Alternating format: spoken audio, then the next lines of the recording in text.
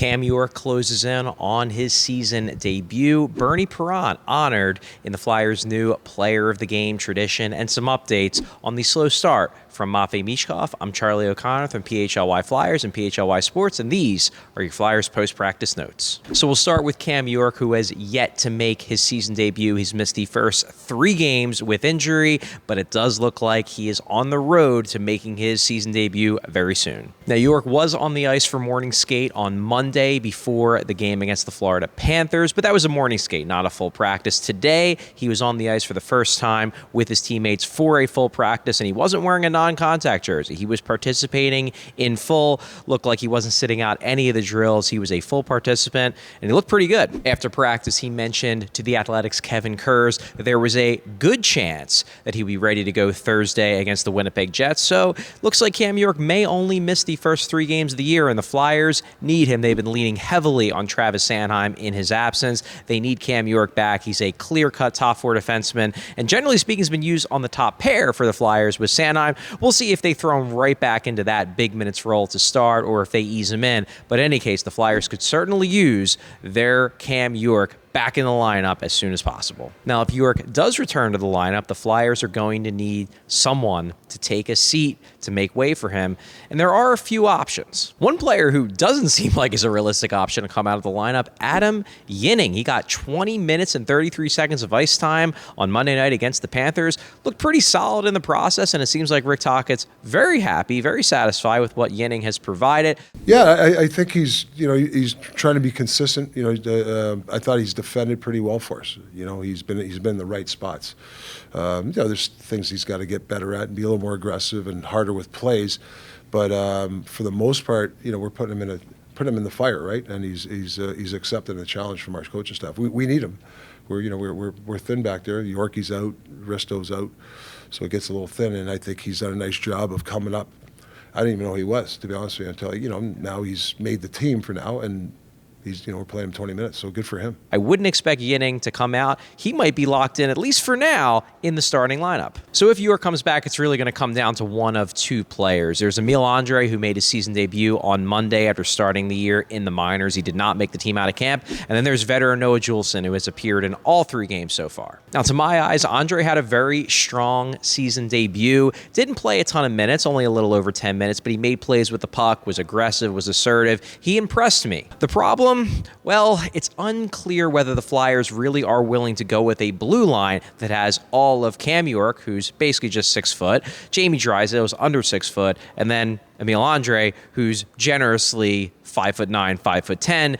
Are they going to want to go with that small of a blue line? It was theorized that was one of the reasons why Andre didn't make the team out of camp in the first place. And even if Andre, by performance, deserves to stay in the lineup, might he have to sit out for stylistic reasons? I guess we'll see. Going back to Monday night's game, the Flyers did get their first win of the season against the defending champion Florida Panthers, winning 5-2 at the Xfinity Mobile Arena. And the first win of the year meant the first unveiling of the Player of the Game tradition that will go on for the entirety of the season. Now, if you're not familiar with this, every year the Flyers, it's a thing that happens all around the NHL, but the Flyers have a tradition where they pass along some type of award in the locker room after the game to whoever the previous winner of the Player of the Game award thinks had the most impressive game. Last year, it was a championship belt that was passed along from player to player. The year before, it was a dog mask that the players had to wear. I imagine that dog mask probably got pretty smelly by the end of the season. Hope they were cleaning it. This year, however,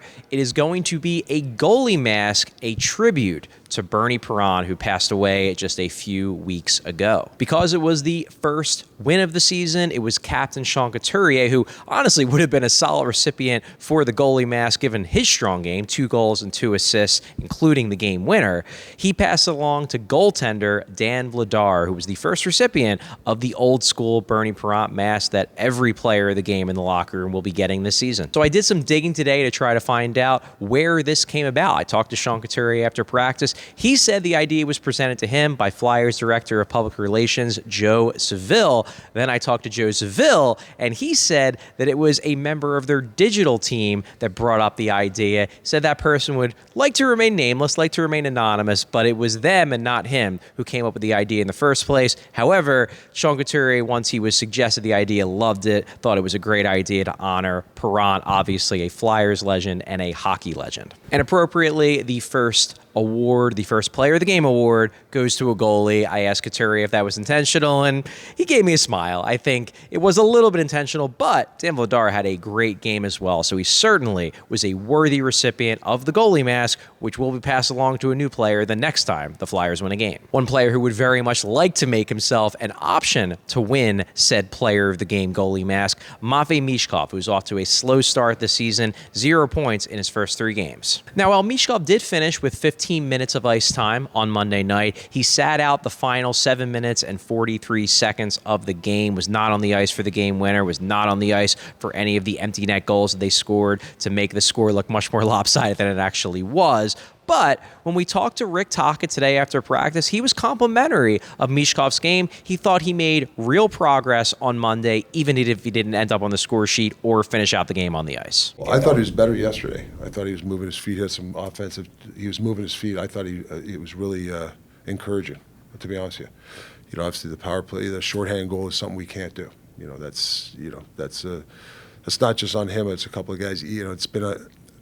It's been 3 games now we're giving up 2-on-1s. That power play, we cannot give up shorthanded situations. And that's all positional and understanding the game. And I'm not just blaming him. I'm talking about the team. So we got to clean that up. And if you're worried that the Flyers are going to go the John Tortorella route with Matvei Mishkov and use the healthy scratch button to try to get him going, Rick Tocchet made clear today that is not an option. He said with a guy like Mishkov, you just kind of have to let him play through it, and that appears to be the plan to get the Flyers' top scorer from last year going. So the Flyers will hit the ice again on Wednesday for another practice before they face the defending President's Trophy winning Winnipeg Jets on Thursday at home. It's been a tough early season slate for the Flyers, but they're getting close to finishing out this gauntlet, and they at least have 1 win up on the standing sheet. I'm Charlie O'Connor with PHLY Sports. Thanks for watching. Thanks for listening.